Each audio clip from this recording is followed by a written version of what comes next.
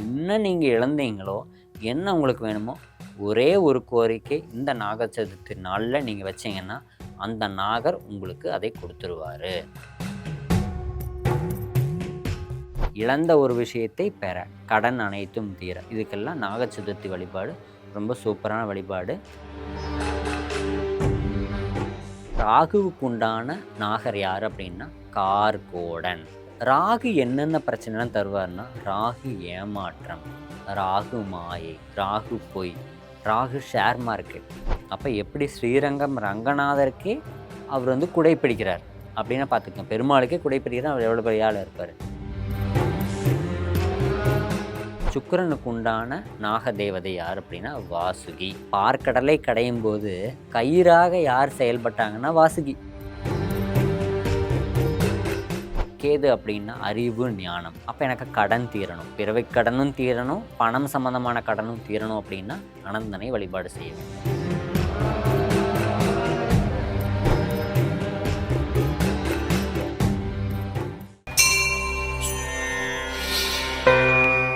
புரோக் பக்தி நேயர்களுக்கு வணக்கம். இன்று நம்முடன் ஜோதிட முனிவர் அருண் கார்த்தி அவர்கள் இணைந்துள்ளார். வணக்கம் சார்.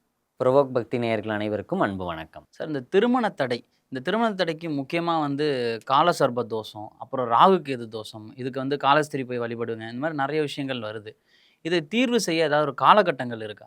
இப்போ லைஃப்லேயே நிறைய பிரச்சனைகள், நிறைய மாற்றங்கள், நிறைய இழப்பீடுகள், தாமதங்கள், இது எல்லாத்தையும் கொண்டு வரக்கூடிய கிரகங்கள் யார் அப்படின்னா ராகு கேதுக்கள் தான். அப்போ நவகிரகத்தில் ராகு கேதுக்கள் மட்டும்தான் நிழல் கிரகங்கள். அவங்களாம் ரியல் இல்லை, அவங்க எல்லாமே ஷேடோ, ஒரு பிம்பம் தான். அப்போ அந்த மாதிரியான கிரகங்கள் தான் ராகு கேது.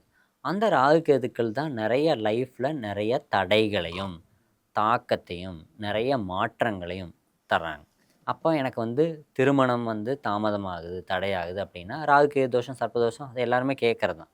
அப்போ அதுக்கு எல்லாத்துக்கும் காரணம் என்ன அப்படின்னா இந்த ராகு கேது. அடுத்த லைஃப்பில் எனக்கு பணம் இவ்வளோ லாஸ் ஆகிடுச்சு, பிஸ்னஸ் போட்டேன் ஜெயிக்க முடியல, இதுக்கு எல்லாத்துக்கும் காரணம் என்னென்னா ராகு கேது தான். அப்போ அந்த ராகு கேது வாழ்க்கையில் ஒரு முக்கியமான விஷயத்தை பண்ணிகிட்ருக்கு. அப்போ அந்த ராகு கேது தோஷம் தீர, சர்ப்ப தோஷம் தீர, ராகு கேதுவின் தாக்கம் தீர ஒரு முக்கியமான வழிபாடு, ஒரு சூப்பரான நாள் வருது.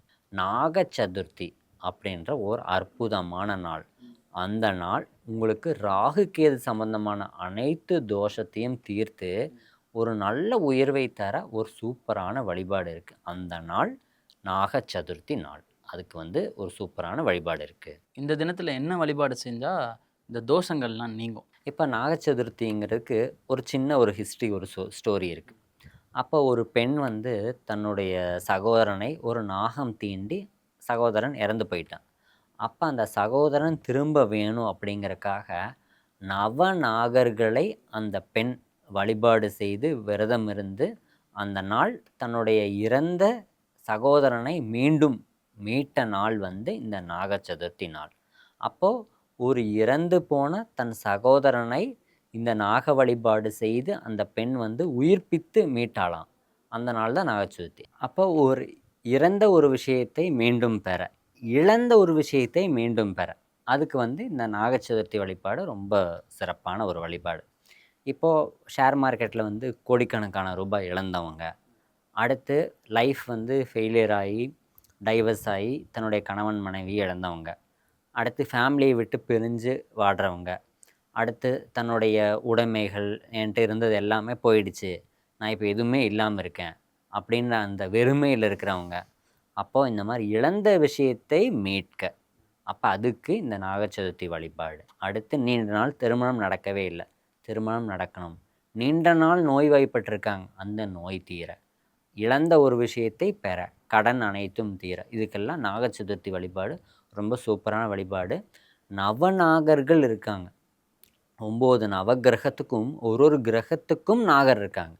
அந்த ஒரு கிரகத்துக்குண்டான நாகர், அப்போ ஒரு கிரகம்னா ஒரு பிரச்சனை இருக்கும், அந்த பிரச்சனை தீர என்ன நாகர் வழிபாடு செய்கிறது அப்படிங்கிறதான் இந்த ப்ரொசீஜர் நாக சதுர்த்தி வழிபாடு. இந்த நவ நாகர்கள் இருக்காங்கன்னு சொல்கிறீங்கல்ல, இவங்க எந்த இடத்துல இருக்காங்க, இது எப்படி கண்டுபிடிக்கலாம்? இப்போது எந்த கிரகத்தை அந்த ராகு கேதுக்கள் தாக்கும் அப்படின்னா, இப்போ பொதுவாகவே நம்மளோட ஜாதக கட்டத்தை எடுத்துக்கோங்க. எல்லாருமே உங்களோட ஜாதக கட்டத்தை எடுத்துக்கோங்க. அந்த ஜாதக கட்டத்தில் இந்த ராகு கேதுக்கு பக்கத்தில் என்ன கிரகம் இருக்குது, இப்போ ராகு கேது வந்து ஒரு பாக்ஸில் இருக்கும். அந்த பாக்ஸுக்குள்ளே ஏதாவது கிரகம் இருக்கா? சூரியனோ, சந்திரனோ, செவ்வாயோ, புதனோ இருக்கா? அப்படி அந்த ராகு கேது இருக்கிற கட்டத்தில் எந்த பிளானட்டும் இல்லை அப்படின்னா, ராகு கேதுக்கு பக்கத்தில் முன்பின் அடுத்து பக்கத்தில் எந்த ஒரு கிரகம் வருது, அந்த கிரகத்தை தான் இந்த ராகு கேது தாக்குது. அப்போ அந்த கிரகத்துக்கு உண்டான நாகர் யாரோ அவங்களை வழிபாடு செய்யணும். இப்போ ஃபார் எக்ஸாம்பிள் சூரியனுடன் ராகு இருக்குது. இப்போ என்னோடய ஜாதக கட்டத்தில் சூரியன் ராகு அப்படின்னா, அப்போ சூரியனுக்கு ஒரு நாகர் இருக்கார். நாகர்களில் ஒரு நாகர் இருக்கார். அப்போ அந்த நாகரை அந்த நாக சதுர்த்தி நாளில் வழிபாடு செய்யணும்.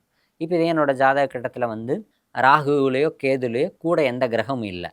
ஆனால் ராகுவுக்கு 2ஆம் இடத்த சந்திரன் இருக்குது. அப்படின்னா சந்திரனுக்கு எந்த நாகரோ அவங்கள வழிபாடு செய்யணும். இப்போ அதே மாதிரி ராகு கேதுக்கு பக்கத்து கட்டத்துலேயும் முன்னாடி பின்னாடி எந்த கிரகமும் இல்லை. 3வது கட்டத்தில் புதன் இருக்கார் அப்படின்னா புதன் சம்பந்தமான நாகரை வழிபாடு செய்யணும். இதே எனக்கு வந்து ராகு கேது இருக்கிற வீட்டிலேயே 2 கிரகம் இருக்குது அப்படின்னா அந்த 2 கிரகத்துக்கு உண்டான நாகரை வழிபாடு செய்யுங்க. அது வந்து உங்களுடைய வாழ்க்கையில் பயங்கரமான வெற்றி. என்ன நீங்கள் இழந்தீங்களோ, என்ன உங்களுக்கு வேணுமோ, ஒரே ஒரு கோரிக்கை இந்த நாக சதுர்த்தி நாளில் நீங்கள் வச்சிங்கன்னா அந்த நாகர் உங்களுக்கு அதை கொடுத்துருவார். இப்போ இந்த 9 கிரகங்களுக்கு 9 நவ நாகர்கள் இருக்காங்கன்னு இருக்காங்க. சொன்னீங்களா? எந்த கிரகத்துக்கு எந்த நாகர் அப்படின்றத சொல்லிடுங்க. ஃபஸ்ட்டு வந்து சூரிய பகவான். அப்போ சூரிய பகவானுக்கு உண்டான நாகர் யார் அப்படின்னா சங்கன். அப்போ இந்த சங்கன் அப்படிங்கிற நாகர். அப்போது நீங்கள் இந்த நாக சதுர்த்தி நாளில் ஆகஸ்ட் 16 ஞாயிற்றுக்கிழமை அன்னைக்கு முடிந்தால் ஒரு நாகர் சிலையை பிரதிஷ்டை செய்து, அந்த பக்கத்தில் உங்கள் வீட்டுக்கு பக்கத்தில் எங்கே நாகர் கோயில் இருக்கோ அங்கே வந்து நாகர் சிலை, ஒரு சின்ன நாகர் சிலையை வச்சு அவரை சங்கனாக பாவித்து, சங்கனாக நீங்கள் நினச்சி, சங்கநாகரே நீங்கள் வந்து எனக்கு சூரியன் சம்பந்தமான தோஷம் அனைத்தையும் தீர்த்து எனக்கு நல்லது பண்ணுங்க அப்படின்னு வேண்டுதல் வச்சுக்கோங்க. அது 3 மாதத்துக்குள்ளேயே நிறைவேறும். அடுத்து அரசு சம்பந்தமான பிரச்சனைகள் எதுவும் இருந்துச்சு அப்படின்னா, ஒரு அரசு வேலை எனக்கு கிடைக்கணும், இல்லைன்னா அரசு வேலையில் இருக்கேன், வேலை பிரச்சனையாக இருக்குது, இல்லை அரசு சம்பந்தமான வேலை ஏதாவது இழுபறியாக போயிட்டுருக்கு அப்படின்னா அதெல்லாம் தீர இந்த சங்கன் அப்படிங்கிற நாகரை பிரதிஷ்டை செய்து அன்றைய நாளில் விரதம் இருந்து வழிபாடு செஞ்சிங்கன்னா இந்த சூரியன் சம்பந்தமான பிரச்சனை தீர்ந்துடும். அடுத்து சந்திரன். அப்போ சந்திரனுக்கு உண்டான நாகர் யார் அப்படின்னா தட்சன். அப்போது இந்த நாக சதுர்த்தி நாளில் ஒரு நாகர் சிலையை தட்சன் என பாவித்து அவரை பிரதிஷ்டை செய்து அவரோட சிலையை வச்சு, தட்சனே அப்படிங்கிற நாகரே நீங்கள் வந்து எனக்கு சந்திரன் சார்ந்த பிரச்சனையை தீர்த்து எனக்கு வாழ்க்கையில் வெளிச்சத்தை தாங்க. அப்போ சந்திரன் அப்படின்னா தாயார், சந்திரன் அப்படின்னா மனம். அப்போ மனம் சம்பந்தமான பிரச்சனை இருக்குது, என்னால் ப்ராப்பராக டெசிஷன் எடுக்க முடியல அப்படின்னா இந்த சந்திரனின் நாகரை பிரதிஷ்டை செஞ்சோன்னா அது பிரச்சனை தீர்ந்துடும். அடுத்து அம்மாவுக்கு பிரச்சனை போயிட்டுருக்கு, அம்மாவுக்கு ஏதோ ஒரு இல்னஸ் அப்படின்னா அது சம்மந்தமானது எல்லாத்துக்கும் இந்த தட்சன் அப்படிங்கிற நாகர சிலையை பிரதிஷ்டை செய்து அன்றைய நாளில் விரதம் இருந்து அவரை கும்பிட்டிங்கன்னா ஒரு நல்ல வளமான வாழ்க்கையை இந்த சந்திரன் சம்பந்தமான விஷயத்தில் அவர் கொடுத்துருவார். அடுத்து 3வது புதன். புதனுக்கு வந்து ஆதிசேஷன். அப்போது நமக்கு தெரியும் ஸ்ரீரங்கம் ரங்கநாதர் வந்து புதன். அவர் வந்து யார் மேலே படுத்திருக்காருன்னா ஆதிசேஷன் மேலே படுத்திருக்கார். அந்த ஆதிசேஷன் அப்படிங்கிறது புதனின் நாகர். அப்போது புதன் அப்படின்னாலே கல்வி கிரகம் புதன், அடுத்து கடன் புதன், காதல் புதன், ஃப்ரெண்ட்ஷிப் புதன். இது சம்மந்தமான பிரச்சனை உங்களுக்கு லைஃப் இருக்குது அப்படின்னா இந்த நாக சதுர்த்தி நாளில் இந்த புதனுக்கு உண்டான இந்த ஆதிசேஷன் அப்படிங்கிற நாகரை பிரதிஷ்டை செய்து, இப்போ ஒரு நாகர் சிலையை வாங்கி அந்த நாகராஜா கோயில், உங்கள் வீட்டு பக்கத்தில் என்ன நாகர் கோயில் இருக்கோ அந்த கோயிலில் இந்த ஒரு சிலையை வச்சு அவரை ஆதிசேஷன் என பாவித்து, ஆதிசேஷனே எனக்கு வாழ்க்கையில் இந்த பிரச்சனை இருக்குது, இந்த பிரச்சனையை தீர்த்து எனக்கு நல்லது பண்ணி கொடுங்க அப்படின்னு நீங்கள் வேணுனீங்கனாலே போதும்.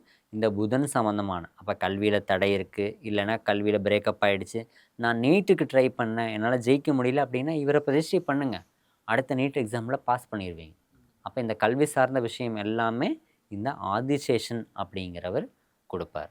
அப்போ எப்படி ஸ்ரீரங்கம் ரங்கநாதருக்கே அவர் வந்து குடைப்பிடிக்கிறார் அப்படின்னா பார்த்துக்கங்க, பெருமாளுக்கே குடைப்பிடிக்கிறார், அவர் எவ்வளோ பெரிய ஆளாக இருப்பார். அப்போ அதுதான் இந்த புதன். அப்போ இந்த புதன் சார்ந்த விஷயம் ட்ரேடிங்கும் புதன். அப்போ அந்த புதன் அப்படிங்கிற அந்த ஆதிசேஷனை பிரதிஷ்டை செய்யும்போது ட்ரேடிங்கில் எதுவும் லாஸ் இருந்தாலும் அவர் எல்லாமே ரெக்கவரி பண்ணி கொடுத்துருவார். அடுத்து சனி. அப்போ சனி கிரகத்துக்கு உண்டான நாகர் யார் அப்படின்னா சங்கபாலன். அப்போ சங்கன் அப்படிங்கிற சூரியன், சங்கபாலன் அப்படின்னா சனி, அப்பா பையன் மாதிரி. அப்போ சங்கபாலன் இப்போ சனி சம்மந்தமான பிரச்சனை இருக்குது எனக்கு. இல்லைன்னா ராகு கேதுக்கு பக்கத்தில் சனி பகவான் கிரகம் இருக்கிறார் அப்படின்னா என்ன, அந்த சனியை இந்த ராகு கேது தாக்குகிறது. அப்போ இந்த சனி சம்பந்தமான சங்கபாலன் என்ற நாகரை நீங்கள் நாகர் சதுர்த்தி நாளில் பிரதிஷ்டை செய்து அவரை வழிபட்டீங்க அப்படின்னா சனி பிரச்சனை தீர்ந்துடும். அப்போ சனி பிரச்சனைன்னா என்ன, சனி தொழில்காரகன். அப்போ எனக்கு வேலை சரியாக அமையலை, பிஸ்னஸ் லாஸு. அடுத்து சனின்னா கர்மா, எனக்கு ரொம்ப கர்மா, ஃபேமிலியில் தோஷம் பரம்பரையாக வந்துக்கிட்டு இருக்கு, ஆண் வாரிசுகளே இல்லை, ஒரே பெண் வாரிசுகளாக இருக்குது, குலதெய்வம் தெரியல, அடுத்து ஒரே கெட்ட கெட்ட விஷயமா நடக்குது அப்படின்னா அது சனி, 7.5 சனி போயிட்டுருக்கா சனி. அப்போ இந்த சனி சம்பந்தமான தீர அந்த நாகர் சதுர்த்தி நாளில் ஒரு நாகர் சிலையை நாகராஜா கோயிலில் வச்சு சங்கபாலன் என்ற நாகரே எனக்கு இந்த பிரச்சனையை தீர்த்து சனி தோஷம் நீங்கி எனக்கு நல்லது பண்ணி கொடுங்க அப்படின்னு வேணுனாலே போதும். சனி சம்பந்தமான அனைத்து பிரச்சனையும் தீரும், ஒரு நல்ல வேலையும் கிடைக்கும், பிஸ்னஸ்லேயும் நல்ல இம்ப்ரூவ்மெண்ட்டு கொடுப்பாரு. அடுத்து குரு. அப்போ குருவுக்கு உண்டான நாகர் யார் அப்படின்னா பத்மன். அப்போது வாழ்க்கையில் எனக்கு சுப காரியம் வீட்டில் நடக்கணும், லைஃப்பில் சுபம் நடக்கணும், நான் ஜெயிக்கணும், எனக்கு லாபம் வேணும், காசு வேணும், லைஃப் வேணும், எல்லாமே தருவது குரு. அப்போ இந்த நாகர் சதுர்த்தி நாளில் ஒரு நாகர் சிலை, ஒரு சின்ன சிலையை பிரதிஷ்டை பண்ணி அந்த சிலையை கொண்டு போய் அந்த கோயிலில் வச்சு பத்மன் என பாவித்து, பத்மனே எனக்கு வாழ்க்கையில் நல்ல வளமான வாழ்க்கை தாங்க, எனக்கு நல்ல ஒரு லாபத்தை கொடுங்க, நல்ல ஒரு லைஃப்பை கொடுங்க, வீடு வேணுன்னா வீடு கேளுங்க, இடம் வேணுன்னா இடம் கேளுங்க, உங்களுக்கு மேரேஜ் நடக்கணுமோ அவர்கிட்ட கேளுங்க, என்ன உங்களுக்கு வேணுமோ அதை அவர்கிட்ட கேளுங்க, அப்ராடு போகணுமோ கேளுங்க. அப்போ அதை கேட்டீங்க அப்படின்னா குயிக்காக அவர் தந்துடுவார்.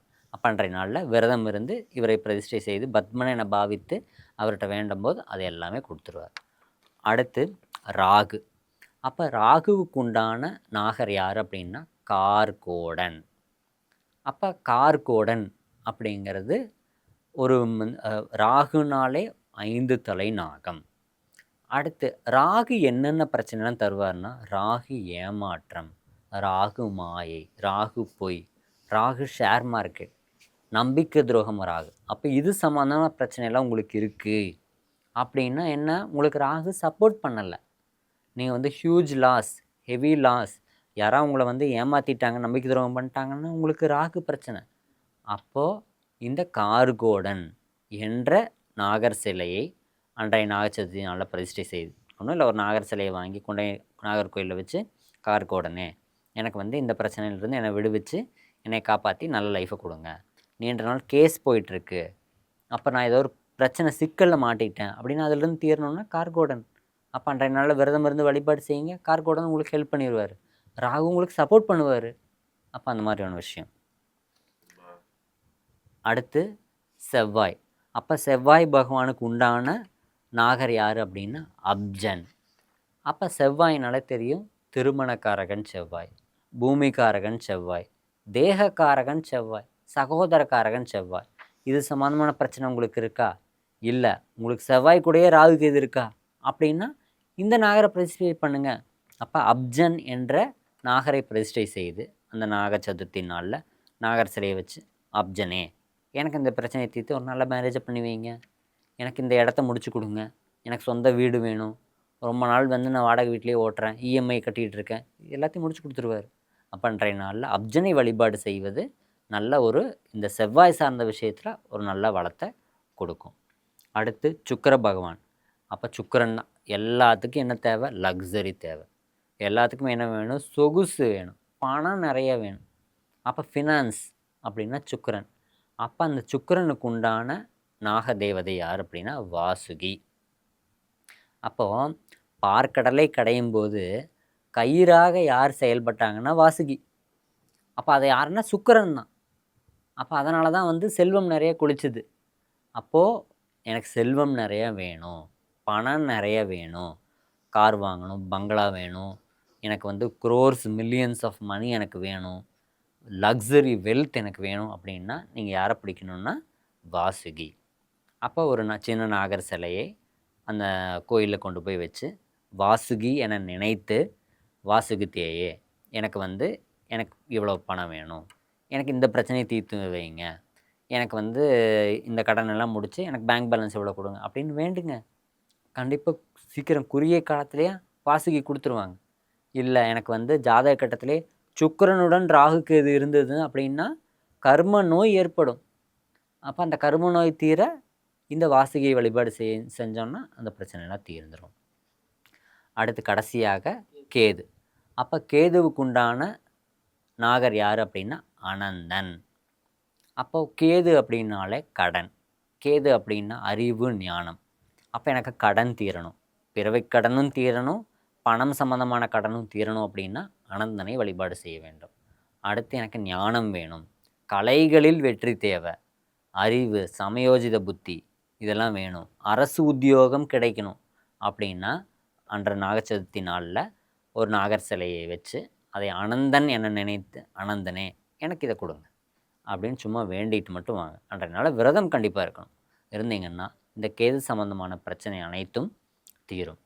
அப்புறம் இல்லை எனக்கு ஜாதகமே தெரியல, எனக்கு ராசி கட்டம் எதுன்னு தெரியல அப்படின்னா இந்த நவநாகர்களையும் நாகராஜா கோயில், நாகாத்தம்மன் கோயில், இல்லைன்னா புற்றுக்கோயில் போயிட்டு இந்த நவநாகர்கள் பேரை சொல்லி எல்லாருமே எனக்கு லைஃப்பில் நல்லது பண்ணுங்க அப்படின்னு.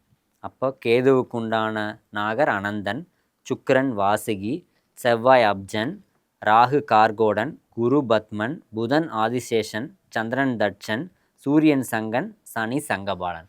இவங்க எல்லாத்து பேரையும் சொல்லி நீங்கள் எல்லோரும் சேர்ந்து எனக்கு லைஃப்பில் நல்லது பண்ணுங்கள், என்ன வேணும்னு கேளுங்க. கண்டிப்பாக மேக்ஸிமம் 3 months 1 yearக்குள்ளே உங்களுடைய ப்ராப்ளம் டயத்துக்கு ஏற்ற மாதிரி அந்த பிரச்சனை அனைத்தும் தீர்ந்து இந்த நாக சதுர்த்தி நாளில் ஒரு நல்ல வளமான வாழ்க்கை உங்களுக்கு கிடைக்கும். வெற்றி மேலே வெற்றியை கண்டிப்பாக எல்லோரும் பெறுவீங்க. நாக சதுர்த்தி நாளை மிஸ் பண்ணிடாதீங்க. நன்றி, வணக்கம்.